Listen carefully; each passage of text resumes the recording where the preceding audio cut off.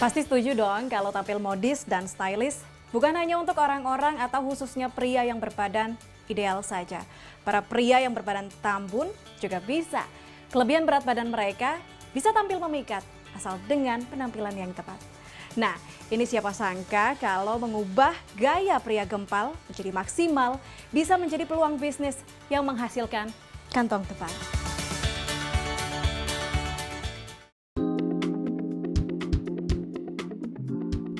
Bagi para pria berbadan besar, berpenampilan tepat dianggap lebih mudah daripada berjuang menurunkan berat badan. Namun sulitnya mendapatkan pakaian yang pas dan mendukung penampilan sangat dirasakan. Tidak banyak toko offline maupun online yang menjual pakaian pria dengan ukuran super besar.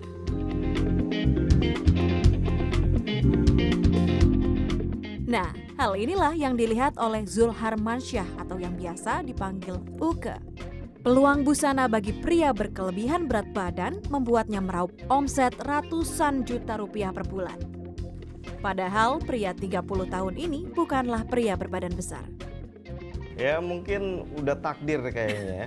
Soalnya dari kecil, dari TK, SD, SMP, SMA sampai sekarang itu sahabat-sahabat tuh overweight semua. Dikelilingin sama orang yang bertubuh iya. besar. Teman-teman tuh overweight semua, gendut-gendut semua kan.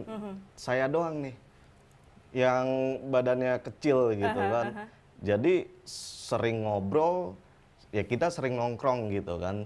Ya curhat masalah baju apa segala macem itu pasti keluhan yang keluar dari mereka itu khususnya pas bulan Ramadan gitu ya. Mau nyari baju barunya susah. Susah. Dan kebetulan jauh beberapa tahun sebelum saya mulai Big Oret ini, saya lagi tugas akhir ceritanya, tugas akhir kuliah.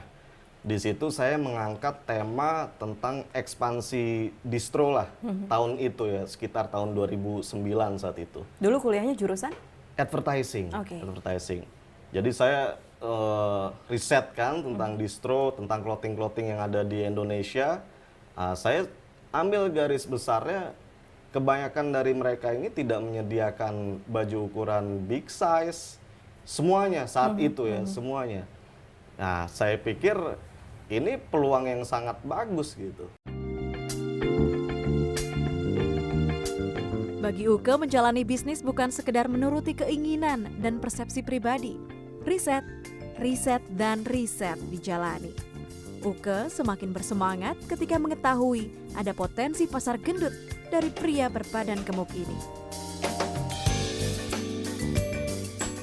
Pria yang sempat bekerja di sebuah perusahaan periklanan ini akhirnya memutuskan untuk resign dan memulai bisnis pakaian pria berukuran super besar secara online.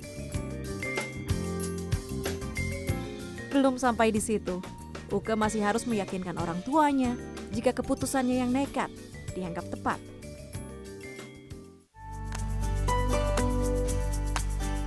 Restu dan doa pun mengalir dari sang ibunda. Sedari kecil, Ibu Endang memang sudah melihat sifat keras kepala akan keinginan dari anak bungsunya. Ya pertama saya cuman begini aja, kenapa? Pertama pertanyaannya selalu kenapa? Dia bilang, ya dia ceritalah macam-macam, terus saya bilang, boleh terserah kamu, tapi cuman harus ingat, ya itu tadi yang aku bilang apa, kalau wira swasta atau apa semua itu harus tanggung jawabnya lebih besar daripada ini. Ternyata saya lihat ya makin lama kok kayaknya niatnya itu bener-bener gitu loh. Ya udah, tinggal saya berdoa aja setiap saat. Ide awal bisnis Big Oret sebenarnya muncul pada tahun 2010. Namun Uke baru bisa merealisasikannya di tahun 2012. Bukan tanpa jatuh bangun, Uke mendirikan Big Oret sampai saat ini. Nah, kalau bicara soal waktu awal-awal bikin Big Oret, ada jatuh bangunnya dong pasti. Pasti. Dengan modal 6 juta, apa sih jatuh bangunnya? Macem-macem ya. Ya dari dibohongin teman sendiri yang ikut terlibat di dalam sini, terus tiba-tiba harus dia pergi meninggalkan saya gitu kan, lalu tiba-tiba saya diutangin uang yang saat itu besar banget senilai 30 juta gitu. Apalagi buat startup. Apalagi buat startup gitu. Buat startup tiba-tiba itu karena modalnya dia taruh modal di sini kan di Big Oret ikutan patungan gitu kan. Tiba-tiba modalnya mau diambil. Oke. Sedangkan uangnya masih diputerin kan. Nah, ya udah akhirnya dia ambil itu uang yang ada di rekening Big Oret gitu kan beserta beberapa barang senilai itu. Ya udah akhirnya saya harus utang sana kemari gitu untuk terus modalnya berputar terus gitu.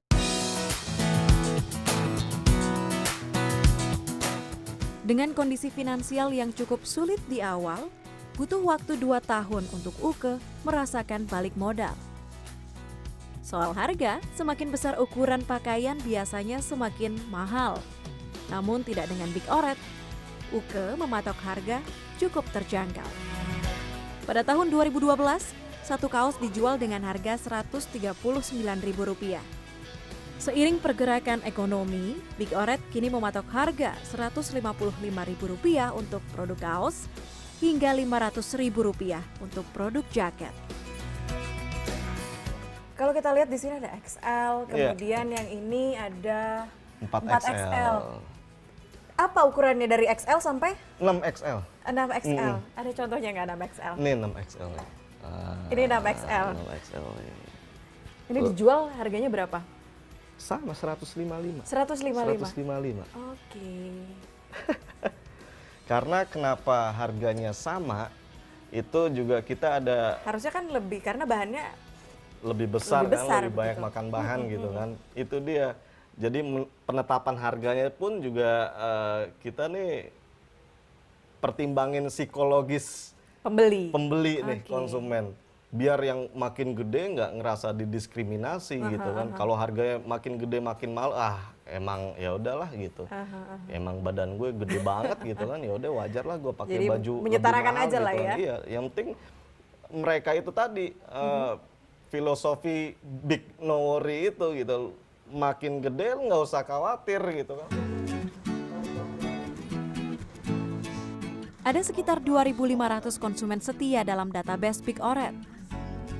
Dengan pesaing bisnis yang bisa dikatakan masih sangat langka dan harga jual sama rata, bukan tidak mungkin konsumen setia tersebut akan bertambah setiap harinya.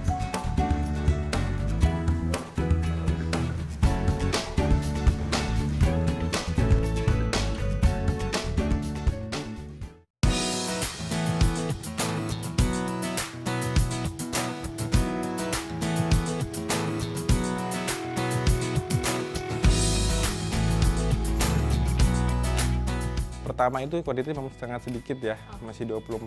Tapi karena saya lihat visi misi juga dia bagus, apalagi kontennya dia itu kaos big size gitu kan, yang memang orang rata-rata nggak berani buat ambil ide bisnis itu. Tapi beliau berani, ya udah yuk kita jalan deh.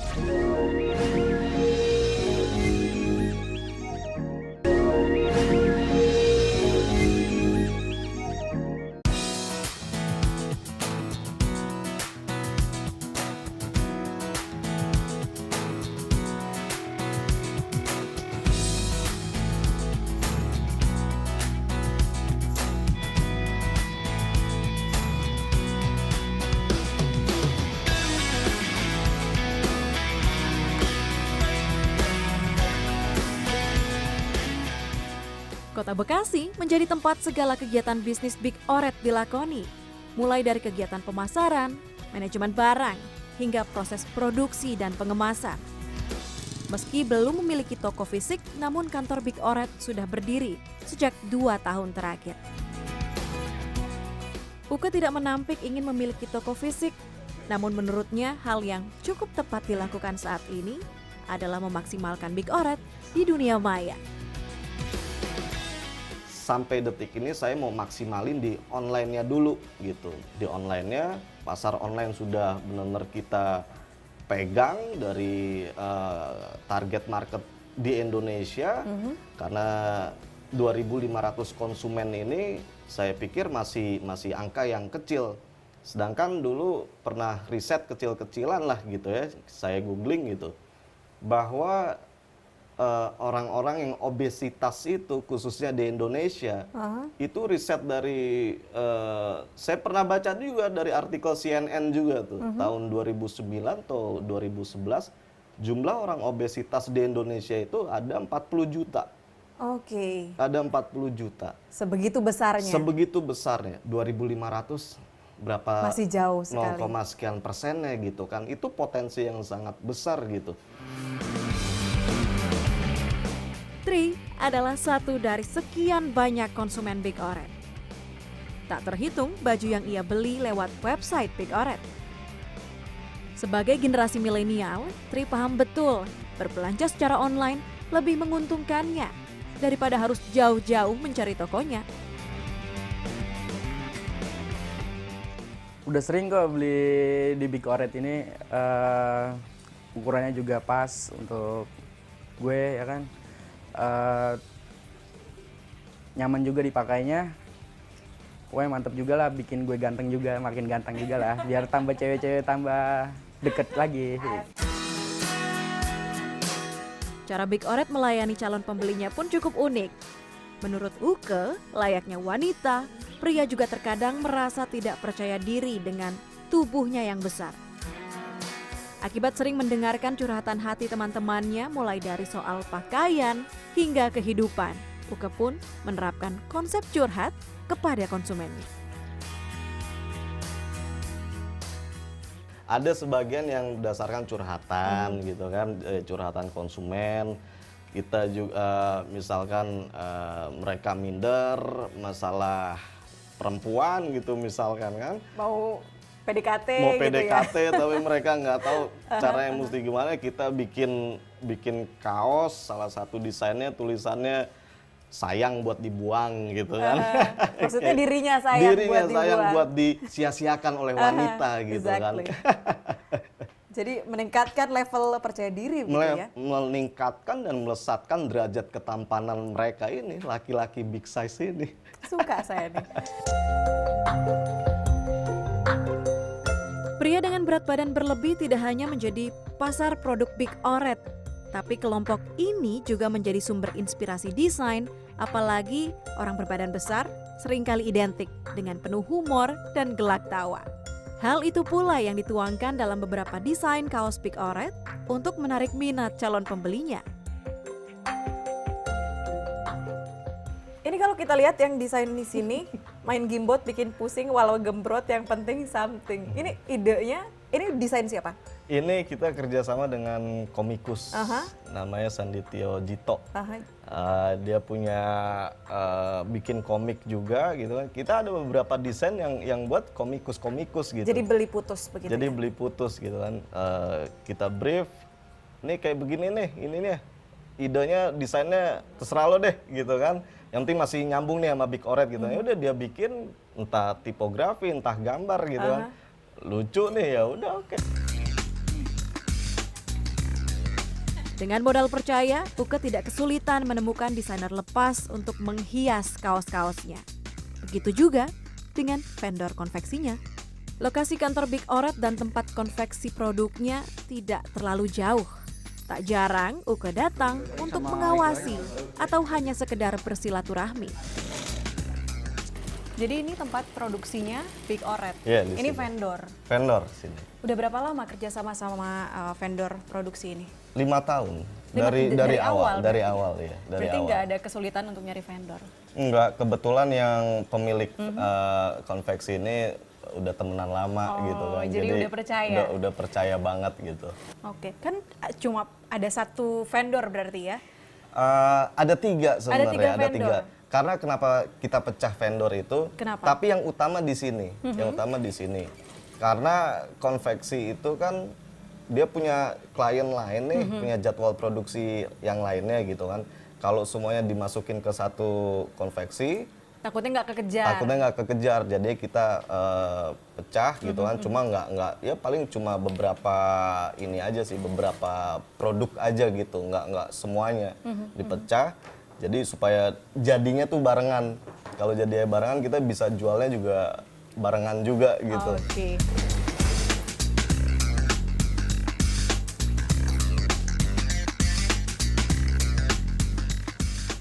Lewat konveksi milik Muhammad Kibril atau yang biasa dipanggil Bibing, Big Oret biasanya memproduksi sekitar 500 hingga 1000 kaos setiap bulannya.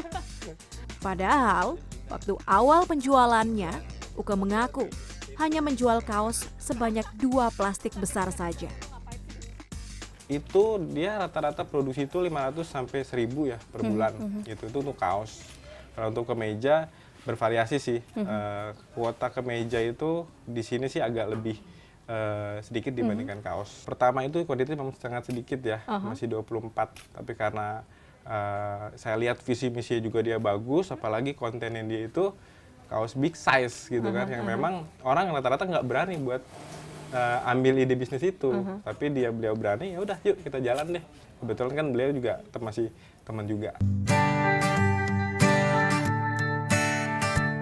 Ibaratnya kita berbisnis ini, memutuskan untuk berbisnis masuk ke dunia wirausaha itu kayak kita dilempar ke tengah hutan sendiri.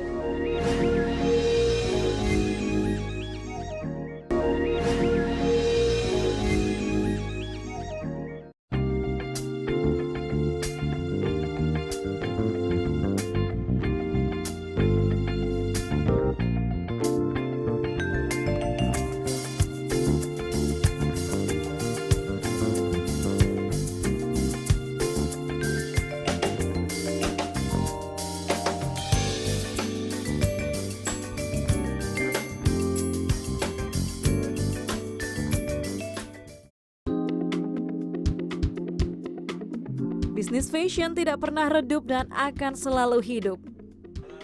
Agar bisnisnya dapat bertahan, Uke dibantu oleh 6 orang karyawan. Sebagian besar karyawannya adalah teman-teman dekat semasa sekolah. Oleh karena itu, budaya kekeluargaan begitu kental terasa di lingkungan kerja. Lebih kekeluargaan sih. Saya nggak mau ibaratnya yang tim di sini atau karyawan yang kerja di sini tuh ngerasa stres atau wah bosnya galak nih, nggak asik apa segala macem kayak gitu. Nggak, karena kalau kita kerja lebih fun, santai gitu kan juga lebih enak gitu ya? kan, lebih enak. Kalau berbicara soal omset, per bulannya mungkin bisa dikasih tahu. Ini kan nggak mau nge-push adminnya nih harus jualan berapa, tapi ada rata-ratanya. Rata-rata kita 100 juta per bulan. Per bulan 100 juta. Bulan puasa tahun 2016 kemarin, alhamdulillah bisa tembus angka 220 juta. Dengan omset tahun 2016 mencapai 1,2 miliar, ya rata-rata 100 juta lah omset sebulannya. Itu kalau berbicara soal budget, dari katakanlah 1 bulannya 100 juta. Buat produksi itu berapa persen? Buat produksi itu 30%. 30%? 30% ya. Bisa sampai 50% ya. Untuk promosi 10%-nya lah. 10%-nya lah rata-rata.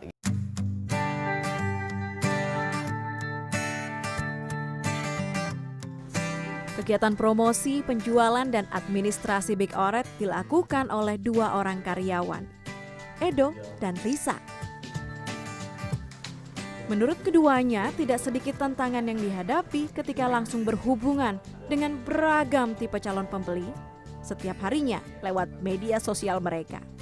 Namun di luar budaya santai dan kekeluargaannya, Uke juga selalu tegas mengingatkan karyawannya bagaimana seharusnya melayani para pelanggan. Kebetulan Mas Uke juga suka berbagi gimana cara menghadapi konsumen, dan kita juga karena ada SOP-nya, ya kita tetap melayani aja gitu sesuai SOP yang ada di Big Oret gitu. Ya, dia orangnya tegas sih, ya tegas, dan dia memang sosok orang yang memang bisa menjadi teman yang baik. Di samping teman yang baik, ya jadi sahabat yang baik, ya dia bisa jadi segalanya sih.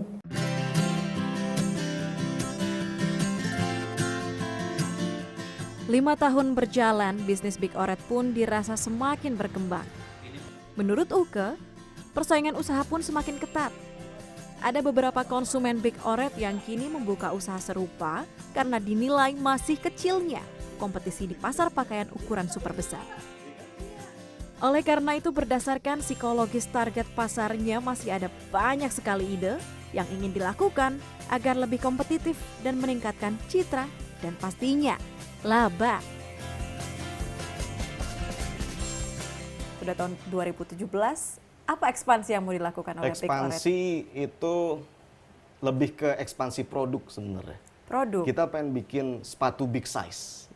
Karena sulit ya memang sepatu big size. Kalau ngomongin Malah nggak big kepikiran size, loh. kalau ngomongin big size dari atas kepala sampai ujung kaki, Ya. semua pasar yang seksi. Insya Allah next project tuh sepatu big size.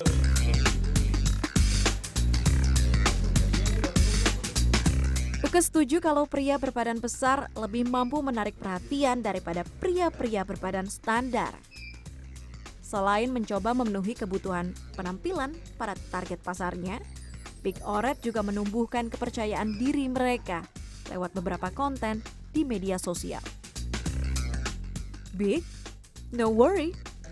Terlihat menarik bukan hanya tentang seberapa mahal pakaian yang dikenakan, melainkan bagaimana cara seseorang dalam berpakaian untuk menunjukkan kelebihan diri dan membuat nyaman. Tips berpakaian untuk orang-orang atau pria-pria gemuk. Tips ini diambil dari beberapa sumber online yang terpercaya soal fashion. Yang pertama, pilih baju atau pakaian dengan pola yang simpel dan juga pas. Jangan yang rumbai-rumbai kayak perempuan atau yang kantongnya banyak dari atas sampai bawah. Karena pakaian dengan pola simpel ini akan memberikan kesan ringan untuk si pemakainya. Yang kedua, classic but it works. Pakai baju yang garisnya vertikal, ke bawah bukan ke samping. Karena garis-garis ini akan membuat si pemakainya, pria-pria gemuk ini akan terlihat lebih kurus. Yang ketiga, jangan takut pakai baju yang warnanya terang. Karena kita tahu pria gemuk identik dengan baju berwarna gelap seperti hitam, biru dongker, coklat atau abu-abu. Basi, pakai baju yang warna terang, bikin pede kok. Yang keempat, ini tips tambahan, mungkin bisa pakai jam tangan yang ukurannya juga besar atau topi yang besar. Kalau soal jam tangan ini kan fashion begitu. Jadi bisa tambah percaya diri, bahkan kesan tepat waktu dan juga berkelas akan timbul ketika pakai jam tangan yang ukurannya tebal. Bisa menyeimbangkan porsi tubuh juga.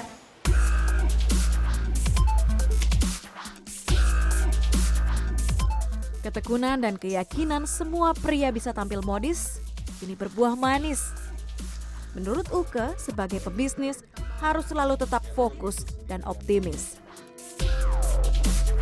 Kunci suksesnya itu kalau kata Bob Sadino, jalanin bisnis, jalanin aja udah. Punya bisnis, lo bener-bener mau niat bisnis, jalanin. Apapun yang terjadi hadapin, karena itu udah resikonya. Ibaratnya kita berbisnis ini, memutuskan untuk berbisnis, masuk ke dunia wirausaha itu kayak kita dilempar ke tengah hutan nih sendiri. Lo harus berjuang hidup di situ. Harus kan? siap mental. Harus siap mental. Pasti tantangan dari kanan, kiri, atas, bawah, depan, belakang itu pasti ada gitu kan. Yang penting kamu punya keyakinan aja sama bisnis kamu. Bisnis kamu bisa besar nggak? Kamu yakin nggak sama diri kamu? Kamu yakin nggak sama bisnis kamu, sama produk kamu bisa bermanfaat buat orang banyak? Kalau kamu yakin, ya udah jalanin aja. Tantangan bukanlah menjadi hal untuk berhenti berkreasi. Setidaknya Uke dan rekan-rekan di Big Oret menjadi bukti bahwa hidup adalah untuk menjalani mimpi.